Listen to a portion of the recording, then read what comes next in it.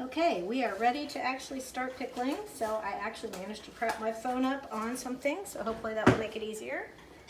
I am pulling a couple of hot jars out. 2 at a time tends to work well. And hopefully you can see all of this. Yep. Okay, so I'm just going to do it sort of systematically. I'm just going to bung those things right in the jar. I'm going to do 2 tablespoons of dill seed. Doesn't have to be perfect. In each jar. I could do a little bit less because I have this beautiful dill to actually poke in there too, which I don't normally have. I'm just going to put that down the side, a little bunch in each jar. I've got plenty more if I need it.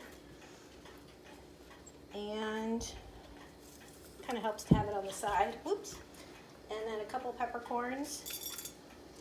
There's more than a couple. And then it's time to start packing the jars. So, like I said, I'm going to start with these big ones first. And you're going to kind of lay them on the side so that everything can kind of fit in the jar.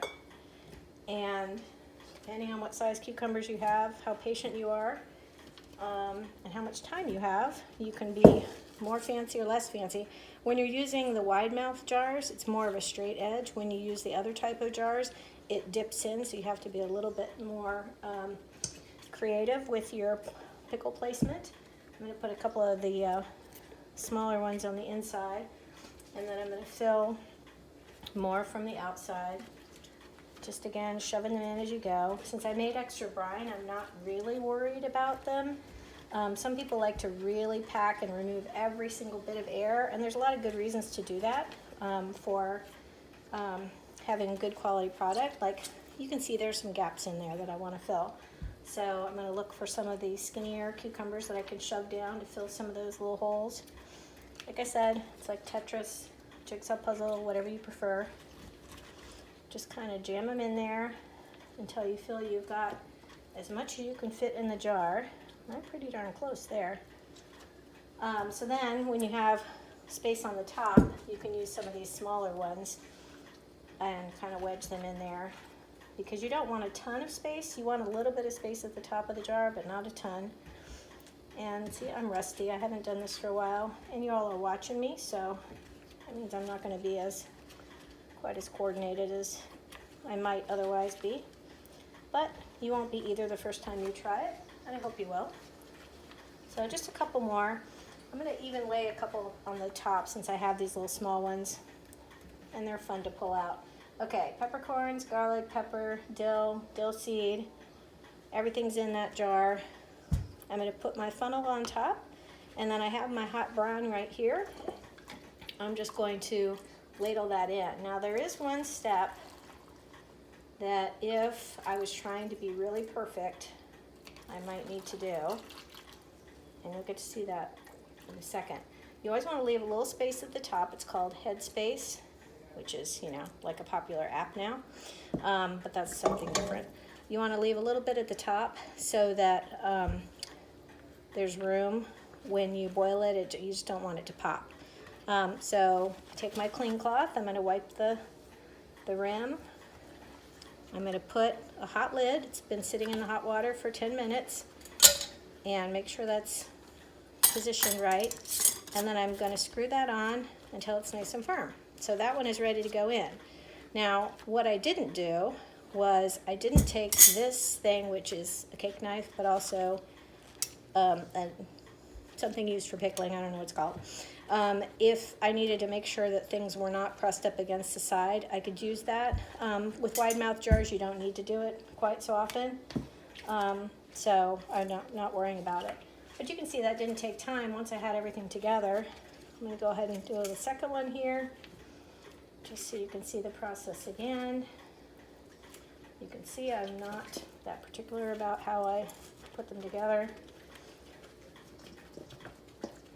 And unfortunately, I did have lots of the really big cucumbers, so I picked a good jar size for today's batch. What I didn't do, what I didn't mention to tell you, is that I actually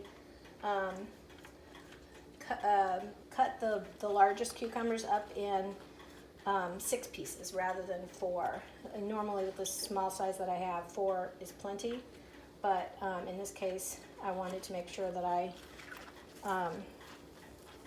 had good room in there. So you can see you want to push them all the way to the bottom, and if you see a gap, you know, just try and fill it as much as you can. And then fill in with the smaller ones, which I have towards the front of the bowl here. Fill in with the smaller ones as much as you can. If they don't want to go in, then set them aside and go for a smaller size. They really do want to go in the jar once you encourage them enough. And a couple more. And then I will add the brine. Yeah, see there's a little gap down here that I could maybe fill. So I can put one more little one in there.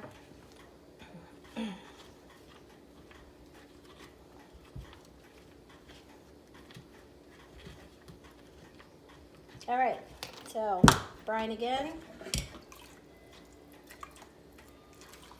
And this is another reason why you want to have nice towels all over your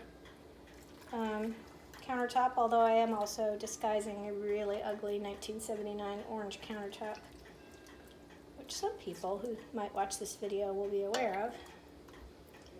Just checking my headspace. And if you find that you have a cucumber sticking up like this one, you can just kind of wedge it down in there a little bit. Again, I wipe the rim. You might want to move to a clean side of your towel every time you do that. So make sure that it's clean.